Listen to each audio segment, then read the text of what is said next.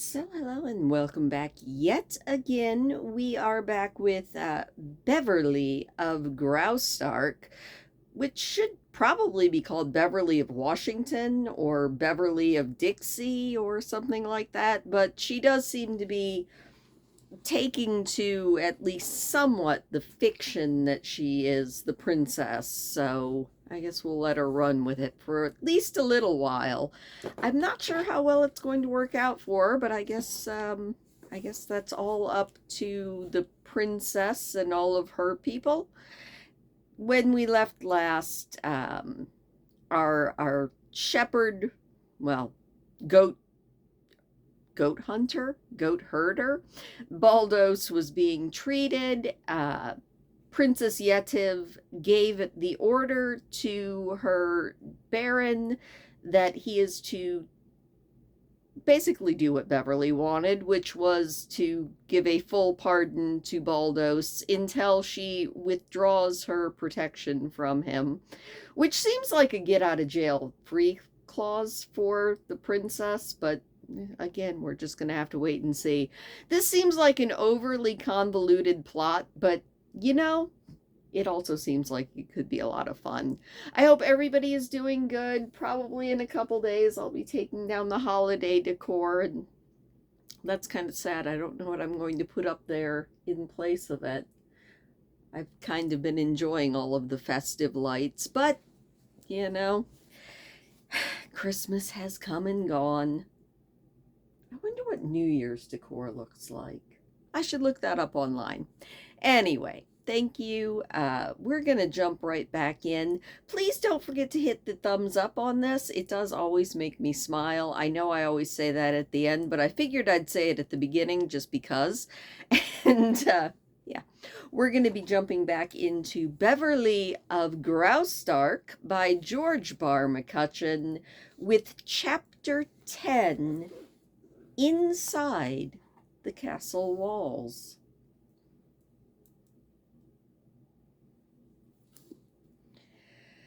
Bright and early the next morning, the party was ready for the last of the journey to Edelweiss.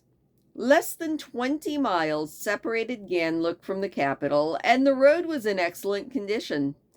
Beverly Calhoun, tired and contented, had slept soundly until aroused by the princess herself.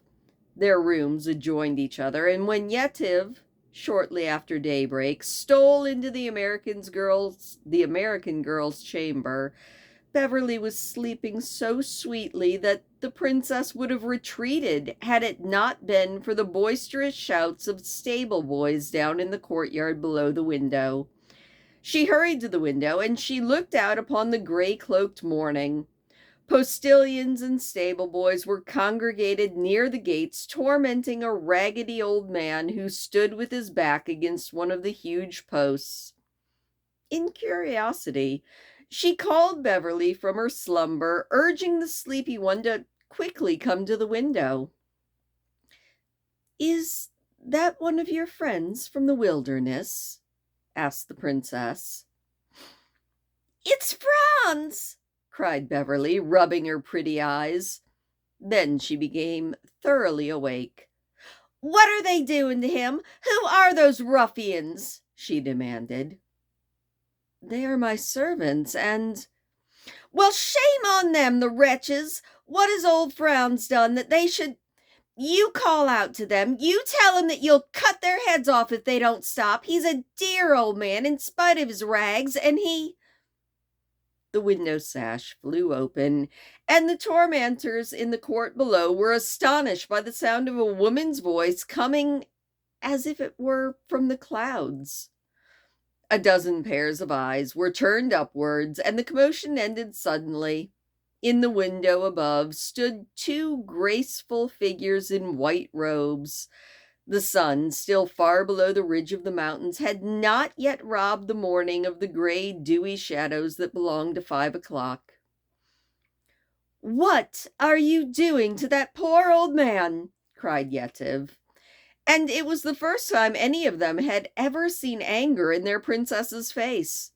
They slunk back in dismay. "Leave him alone.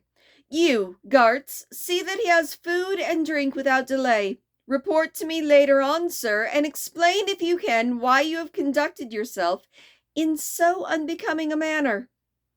Then the window closed, and the princess found herself in the warm embrace of her friend. "I couldn't understand a word that you said, Yetive, but I knew that you were giving it to him hot and heavy. Did you see how nicely old Franz bowed to you? Goodness, his head almost touched the ground." "He was bowing to you, Beverly. You forget. You are the princess to him." "Oh, isn't that just funny? I had quite forgotten it. Poor old goose."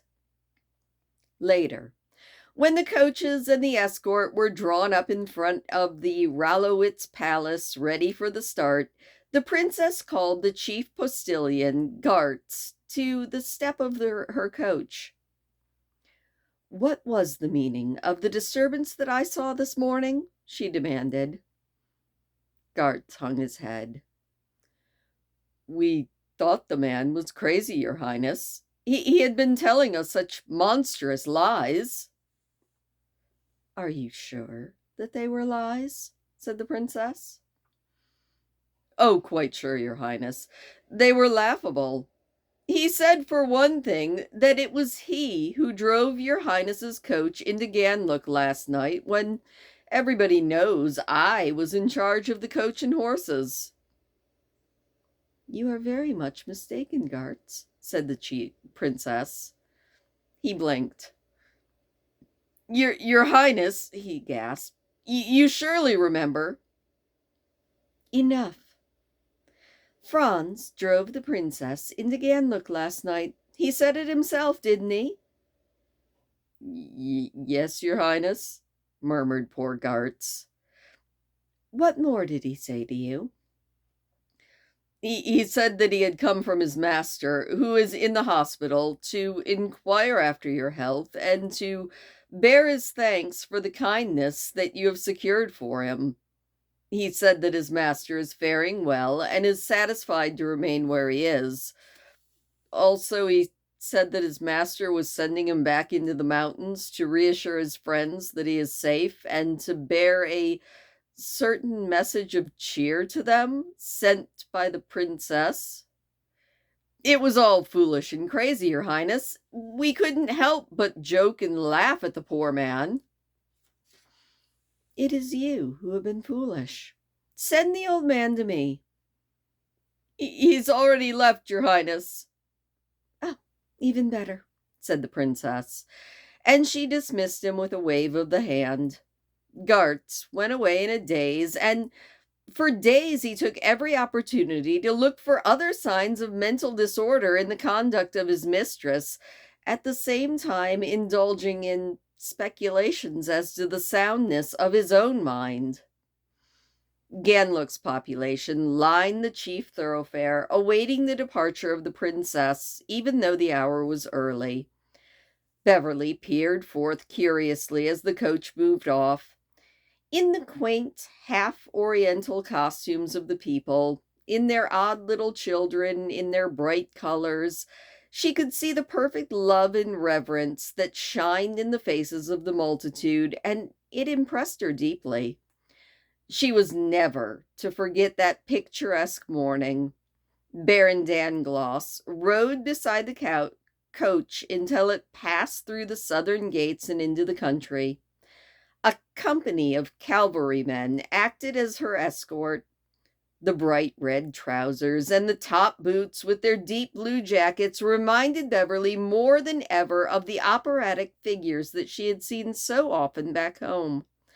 There was a fierce, dark cast to the faces of these soldiers, though, that removed any suggestion of this being a play. Beverly was in ecstasies. Everything around her appealed to the romantic side of her nature. Everything seemed so unreal and so like that of a storybook. The princess smiled lovingly upon the throngs that lined the street, and there was not a man among them who would not have laid down his life for the gracious ruler. "Oh, I love your soldiers!" cried Beverly. "Poor fellows," said the princess. "Who knows how soon they may be called upon to face death in the Dawsbergen hills?" Yetive had a shadow cross her face. Dangloss was to remain in Ganlook for several days on guard against manifestations by the Axphians. A corps of spies and scouts was working with him, and couriers were ready to ride at a moment's notice to the castle in Edelweiss. Before they parted, Beverly extracted a renewal of his promise to take good care of Baldos. She sent a message to the injured man, deploring the fact that she was compelled to leave Ganlook without seeing him as she had promised. It was her intention to have him come to Edelweiss as soon as he was in any condition to be removed. Captain Dangloss smiled mysteriously, but had no comment to make. He had received his orders, and he was obeying them to the letter. "I wonder if my husband Grenfall has heard of my harum-scarum trip to St. Petersburg," said Yetive, making herself comfortable in the coach after the gates and the multitudes were behind them. "I'll go you a box of chocolate creams that we meet him before we get to Edelweiss," said Beverly. "Agreed," said the princess. "Don't say agreed. Done is the word," corrected the American girl. Beverly won. Grenfall Lorry and a small company of horsemen rode up in furious haste long before the sun was mid-sky. An attempt to depict the scene between him and his venturesome wife would be a hopeless task. The way in which his face cleared itself of distress and worry was joy in itself.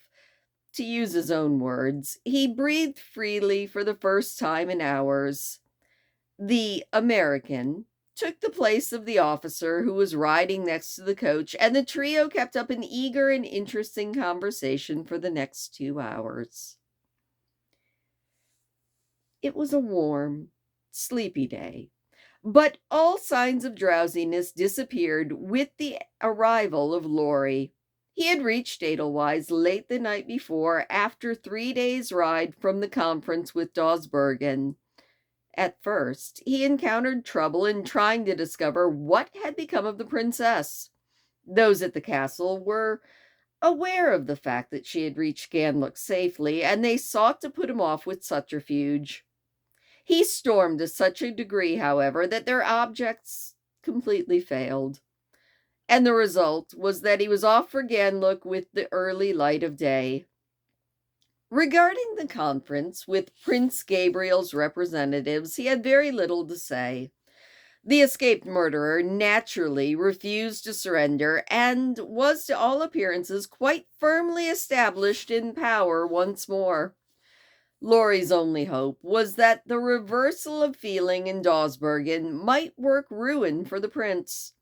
He was carrying affairs with a high hand, dealing vengeful blows to the friends of his half-brother, and encouraging a lawlessness that sooner or later must be his undoing.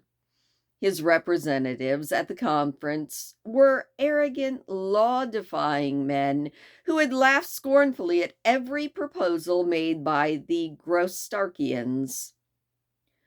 "We told him if he were not surrendered to our authorities inside of 60 days, we would declare war and go down and get him," said the American.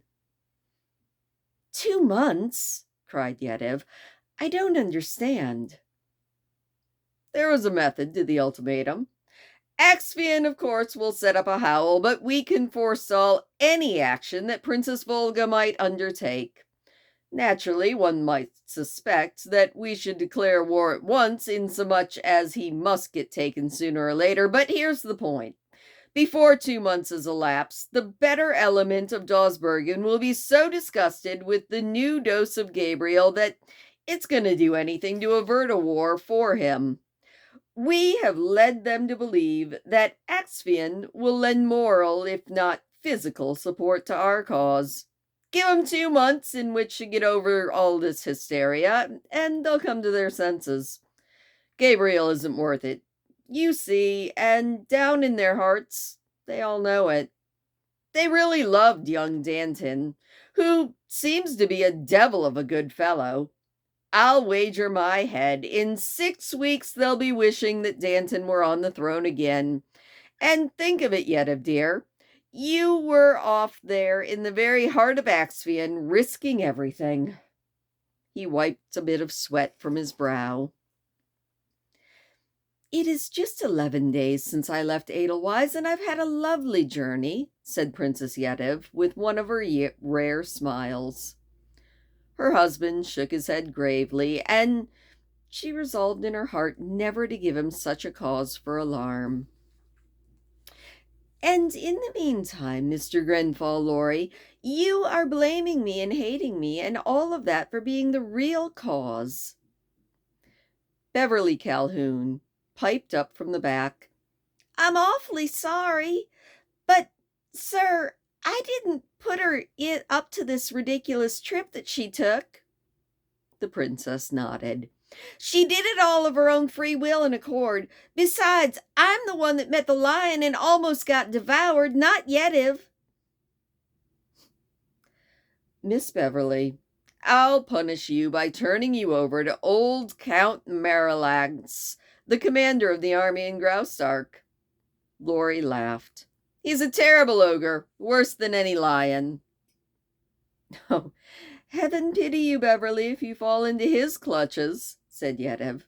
He's had 5 wives, and he's still around, looking for a 6th.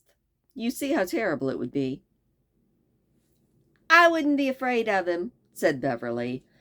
But there did come a time when she had to look back on those words with a shudder.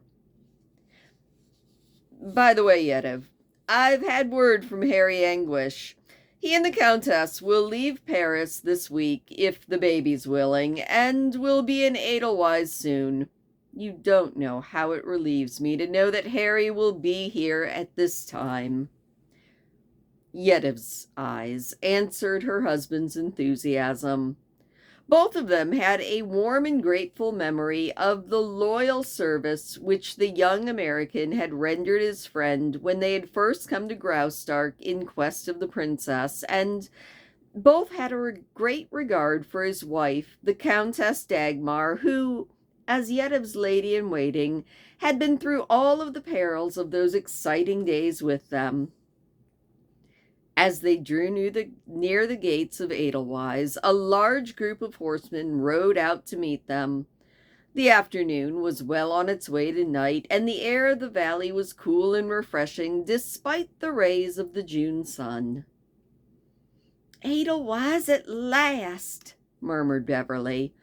The heart of Graustark. Do you know that I've been brushing up on my grammar? I have learned the meaning of the word Graustark, and it seems so appropriate. Grau is gray, hoary, and old, and Stark is strong. Old and strong it is. And here rides the oldest and strongest man in all of Graustark, the Iron Count of Marillax, said Yetive. See the strange gray man in front. He's our greatest general, our craftiest fighter, and our most heartless warrior. Doesn't he look like an eagle or a hawk? A moment later, the parties met, and the newcomers swung into line with the escort. 2 men rode up to the carriage and saluted. One was Count Marillax, and the other Colonel Quinnox of the Royal Guard. The Count, lean and gray as a wolf, revealed rows of huge white teeth with his perfunctory smile of welcome. Well, young Quinnox's face fairly beamed with honest joy. In the post that he held, he was but following in the footsteps of his forefathers. Since history began in Graustark, a Quinnox had always been in charge of the castle guard. The Iron Count, as he was sometimes called, was past his 60th year. For 20 years he had been in command of the army. One had but to look at his strong, sardonic face to know that he was a fearless leader and a savage fighter. His eyes were black, piercing, and they were never quiet. His hair and his close-cropped beard were almost snow-white. His voice was heavy and had not a trace of warmth. Since her babyhood, Yetive had been in awe of this grim old warrior. It was no uncommon thing for mothers to subdue their disobedient children with the threat of giving them over to the Iron Count. "Old Marlanx will get you if you're not good," was a household phrase in Edelweiss. He had been married 5 times, and 5 times he had been left a widower. If he were upset in any instance, no one had ever been able to discover that, though. Enormously rich, as riches go in Graustark, he had found young women for his wives who thought only of his gold and his lands and the trade that they could make with Cupid. It was said that, without exception, they had all died happy. Death was a joy. The fortress overlooking the valley to the south was no more rugged and unyielding than the man who made his home inside its walls. He lived there from choice, and it was with his own money that he fitted up the commandant's quarters in a regal style. Power meant more to him than wealth, though he did enjoy both. Colonel Quinnox, on the other hand, brought news from the castle that Yetive's uncle and aunt, the Count and Countess Halfort, were eagerly expecting her return, and the entire city was preparing to manifest its joy in most exuberant fashion. As they drew up to the gates, the shouts of the people came to the ears of the travelers. Then the boom of the cannon and the blare of bands broke into the air, thrilling Beverly down to her soul. She wondered how Yetive could be so calm and unmoved in the face of all of this homage.